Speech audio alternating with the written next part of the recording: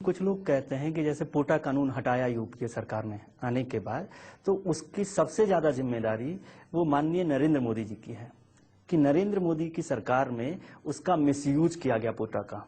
तो एक बहाना मिला यूपीए सरकार को कि आप अपने कानून को अपने इंटरेस्ट में यूज करते हैं, इसलिए इस कानून को हटा दिया जाए। पहली बात है कि उन्होंने आते ही पहला काम पोटा हटाने का किया है। मोदी सरकार को तो देखना चाहिए था उन्होंने। दूसरी बात है, गुजरात पुलिस ने जिनको पोटा कानून में अंदर किया उसको पोटा रिव्यू कमेटी ने मान्य किया, इसको गुजरात हाईकोर्ट ने मान्य किया, इसको हिंदुस्तान की सुप्रीम कोर्ट ने मान्य किया है। नहीं, लेकिन लोग कहते हैं कि जो 247 लोग पकड़े गए पोटा में, गुजरात में, उसमें से 246 मुसलमान हैं, एक कम्युनिटी के लोग हैं। पहली बात। दूसरी बात, कहते हैं कि गोधरा में 59 लोग मारे गए, उन पर जितने लोग आरोपी रहे उस मामले में, उन सब के खिलाफ पोटा है। लेकिन नरोदा पाटिया में जो 100 से ज्यादा लोग मारे गए, गुलबर्ग में 30-40 लोग मारे गए, उनके खिलाफ जो आरोपी थे, जिन पर आरोप लगे, उनमें से किसी पर पोटा नहीं है। तो इसको आप कैसे जस्टिफाई करते हैं? इनकम टैक्स की रेड हिंदुस्तान में, उसका अगर एनालिसिस करोगे, पूरे देश में इनकम टैक्स के लोग रेड करते हैं, 90% से अधिक वह रेड अकेले हिंदुओं के घर पे होती है। क्या इस देश में इनकम टैक्स की एक्टिविटी को हिंदू और मुसलमान के रूप में देखा जाएगा कि भाई 90% इनकम टैक्स की रेड हिंदुओं की यहां होती है, इसलिए इनकम टैक्स वाले कुछ डिकने हैं, फलाने हैं, ऐसा करोगे क्या? क्या हर चीज को, इस देश को इसी तराजू से तोलोगे?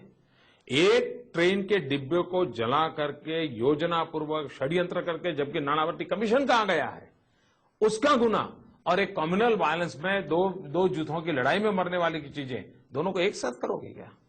और भारत के कम्युनल वायलेंस में जो लोग मारे गए उनके खिलाफ आप पोटा नहीं चाहते? भारत की सुप्रीम कोर्ट ने आतंकवादी घटना के लिए पोटा है, कम्युनल वायलेंस के लिए हिंदुस्तान के कानून लगे हैं और उसमें भी सजाएं होती हैं।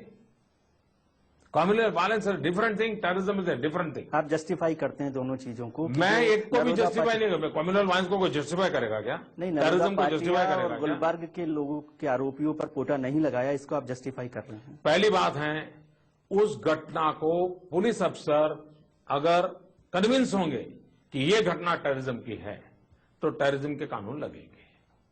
आप पुलिस अफसरों पर भरोसा करते हैं सुप्रीम कोर्ट के कंटेम्प्ट के बाद भी? मैं मानता हूं कि हमको हमारे देश की जो इंस्टीट्यूशंस हैं उसमें अगर कोई कमियां हैं तो उसको स्ट्रेंथन करनी चाहिए। नहीं, सुप्रीम कोर्ट का कंटेम्प्ट आपको पुलिस वालों के भरोसे झेलना पड़ा, पुलिस वालों के कारण झेलना पड़ा कि एक एनकाउंटर में? मेरे पास सुप्रीम कोर्ट के किसी भी लिखित जजमेंट में कोई भी मेरी आलोचना है तो मैं आपको प्रार्थना करता हूं कि आप पूरे एनडीटीवी के दर्शकों नहीं, अभी सोहराबुद्दीन वाले मैं अभी भी कहता हूं कंटेम्प्ट की, अगर आपके पास सुप्रीम कोर्ट सरकार के तौर पर आपको, प्लीज प्लीज प्लीज प्लीज आप समझना पड़ेगा। नहीं, ये व्यक्तिगत आपको समझना पड़ेगा, आपको समझना पड़ेगा। ये झूठ बहुत चला है आप लोगों ने। 6 साल तक मैं एनडीटीवी के सारे जुल्मों को झेला है। मैं 6 साल से एनडीटीवी को इंटरव्यू नहीं देता था, मैंने आज दिया है। आज दबा करके फिर से बोल रहा हूं कि ये झूठ चला करके आप हिंदुस्तान की जनता को मूर्ख नहीं बना सकते हैं। नहीं, मैं दूसरी बात मुझे बहुत काम करना है। सोहराबुद्दीन वाले मामले में सरकार को कंटेम्प्ट झेलना पड़ा ना, बंजारा के केस में, एनकाउंटर के मामले में, उसको आप नहीं मानते? मैंने कहा ना, मोदी के खिलाफ, नरेंद्र मोदी व्यक्तिगत तौर पर थोड़ी होगा, नरेंद्र मोदी तो एनकाउंटर करने नहीं जा रहे। जिनके ऊपर आरोप होंगे वो जेल में है, वो जेल में है, वे अपना केस लड़ रहे हैं। क्यों आपको लग रहा है कि ये सरकार आपको अलाउ नहीं कर रही? वोट बैंक पॉलिटिक्स, और क्या? सीधी सीधी बात है भाई, वोट बैंक पॉलिटिक्स और क्या, कुछ नहीं है। लेकिन देश भर में यदि आतंकवादी घटना या ऑर्गेनाइज क्राइम रुक जाएगा तो इसमें वोट बैंक पॉलिटिक्स क्या? उनको लगता है कि ऐसा करने से कुछ समाज के वोट वो प्राप्त कर सकते हैं, वही उनका इरादा। नानावती कमीशन का आप जिक्र कर रहे थे, तो कुछ लोगों ने कहा कि नानावती कमीशन ने रिपोर्ट वो बनाई जो मोदी सरकार की एसआईटी ने रिपोर्ट बनाई थी। आप किस पर भरोसा करोगे? एक तो आपके मन के अनुसार फटाफट हर सब लोग यही सवाल पूछे, किस पर भरोसा करेंगे? आप बनर्जी कमेटी का जिक्र कर रहे हैं, तो देखिए, बनर्जी कमेटी क्या है और नानावती कमीशन क्या है, दोनों को समझना पड़ेगा। और अच्छा सवाल आपने पूछा। गुजरात सरकार ने गुजरात की घटनाओं के तुरंत बाद एक इंक्वायरी कमीशन घोषित किया, संविधान के तहत किया। करने के बाद मैंने सुप्रीम कोर्ट को चिट्ठी लिखी और गुजरात हाईकोर्ट को चिट्ठी लिखी कि आप अगर हमें सिटिंग जज देंगे तो हमें हम चाहते हैं कि इसकी इंक्वायरी सिटिंग जज करे। दोनों कोर्ट ने कहा कि हम सिटिंग जज को स्पेयर नहीं कर सकते। तो हमने उनको रिक्वेस्ट किया कि अच्छा भाई, जो भी आपको ठीक लगे आप रिटायर्ड जज तय करके। भारत की सुप्रीम कोर्ट के चीफ जस्टिस ने जस्टिस नानावटी को सिलेक्ट किया। ये कमीशन 6 साल तक काम करता रहा और ये वो कमीशन था, हिंदुस्तान में पहला ये कमीशन है जिसके अंदर कोर्ट की तरह क्रॉस एग्जामिनेशन की व्यवस्था है, और वो भी रिपोर्ट का एक हिस्सा लेकर के आया है। दूसरी बात है, हिंदुस्तान का ये पहला कमीशन है जिस कमीशन के टर्म्स ऑफ रेफरेंस में मुख्यमंत्री और मुख्यमंत्रियों के साथियों ने भी कुछ किया हो तो उसका भी जांच करने का काम दिया था। जब उनको टर्म्स ऑफ रेफरेंस में मोदी और मोदी सरकार का लिखा हो तो एक हिस्से में रिपोर्ट दे तो भी, 2 हिस्से में रिपोर्ट दे तो भी, 5 हिस्सों में रिपोर्ट दे तो भी, उनको इस टर्म्स ऑफ रेफरेंस में जितनी बातें हैं उसका जवाब देना पड़ेगा। और 43,000 एप्लीकेंट्स को उन्होंने वेरीफाई किया। 43,000, ये छोटी बात नहीं है।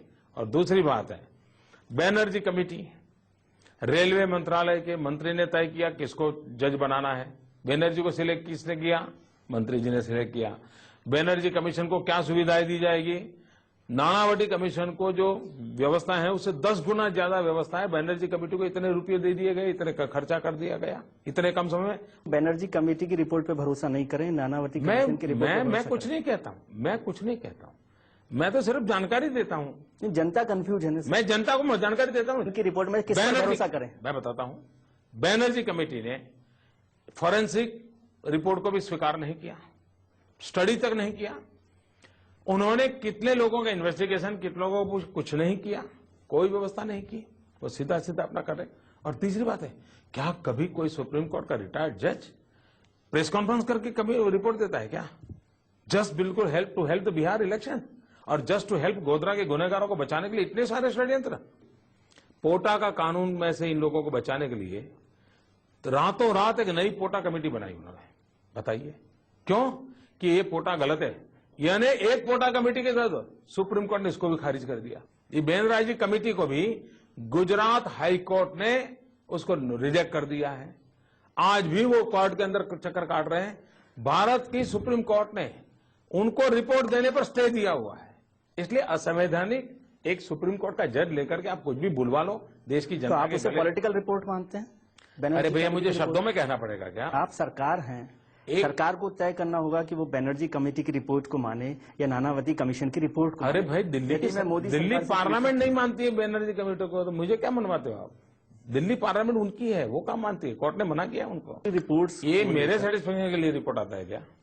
नहीं, दो एक ही घटना पर सर, इतना तो रखो भाई, थोड़ा तो मर्यादा रखो। एक क्या ही- मेरे सेटिस्फेक्शन के लिए आता है एक ही घटना पर 2 कंट्राडिक्टरी रिपोर्ट से तो कंफ्यूजन होता है ना। पहली बात है, इसको 2 रिपोर्ट कह नहीं सकते आप।